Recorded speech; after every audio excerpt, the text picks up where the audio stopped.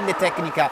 Omar Iglesias Sousa, Santomassimo lo chiude, grande giocata di Santomassimo che poi se la porta in avanti, potrebbe dare a destra, la dà a sinistra e sbaglia Santomassimo. Santomassimo prova in anticipo, esce palla al piede Santomassimo, che poi serve il compagno. Santomassimo è pronto a battere il calcio di punizione, uno dei migliori in campo, il numero 6. Erno per Sousa, è tutto mancino, prova però ad andare sul destro, chiuso da Santomassimo, che commette fallo secondo l'arbitro.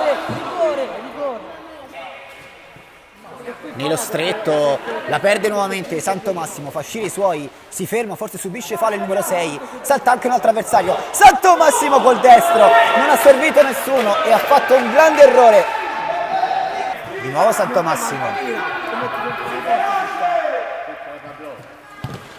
Mette sul secondo palo, il gol è il suo, il gol è di Santomassimo, non l'ha toccato nessuno.